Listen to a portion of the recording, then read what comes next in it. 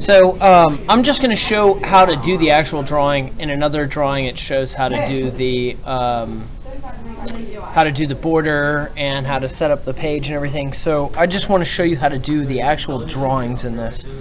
So what I'm going to do is I've created a little line that represents the border, and then I created a dot in the center by measuring across. So since this is 12 inches, I put a mark here at 6 inches this way, which gives me a vertical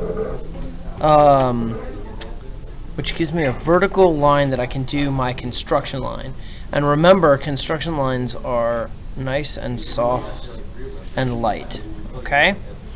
So then what I'm going to do is I'm going to measure up from the bottom. So I'm going to do a cube. So I'm going to measure up from the bottom. For this one, we're going to do 1/2 of an inch. Okay?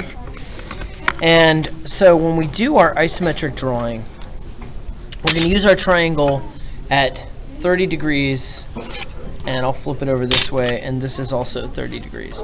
So what I'm going to do is, let me refocus this. Hopefully it'll be a little bit better. So what I'm going to do is I'm going to start here, and I'm going to draw out a construction line this way. I'm going to do a construction line this way. And so I've got all my construction lines that I need. So this is a 3x3x3 cube. So what I'm going to do is I'm going to start in this corner. And I'm going to come out this way 3 inches, and I'm going to put a mark. I'm going to go this way 3 inches, and I didn't make my line long enough, so I'll have to extend that line a little bit.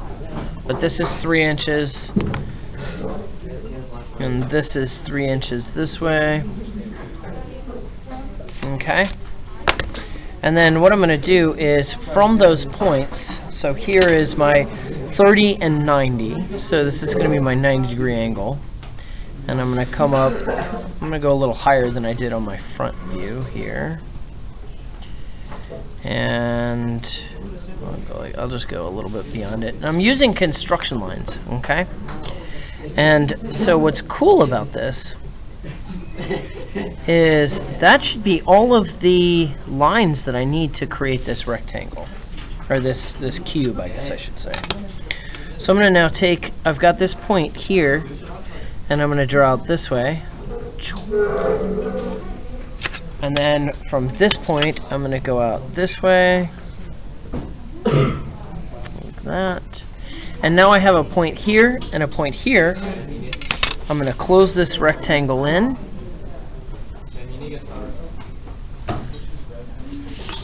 Like this. And I'm going to close my rectangle in this way. Okay, and there's my rectangle. So now what I want to do is I want to darken this in. So you can do this two ways. If you made a small mistake, you can always go back and line it up, but you can see how much darker this line is now. And you can kind of fudge it a little bit. This is where, and this is the point at which you want to make this look really good. And we're going to take, I'm going to darken in all of these lines. I'm going to pause and finish those.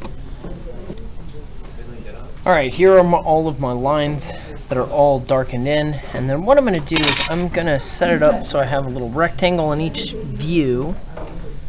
I'll do a little light shape like this. And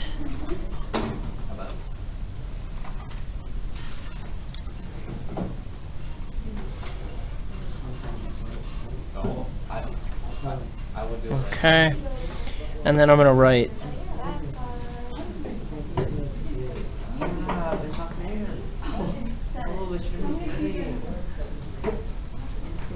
now remember, you're going to write nice and slow and nice and neat in capital letters.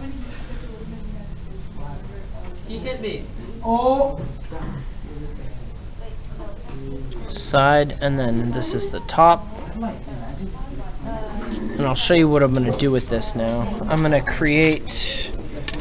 I'm going to make this a little rectangle like this. And then what I would like for you to do, this doesn't have to be exact, make them close to the same size. Because what you're going to do then is you're going to color each one of these sides in with colored pencils, or I'd prefer not crayons, but maybe markers, or I think colored pencils would work the best. And I'm going to darken in these, and obviously color around these. Each one of these views should have a different color, so you're showing that you understand that they are different views. Okay, and there we go. And then different colors for each one of the views, but there we're done. Okay.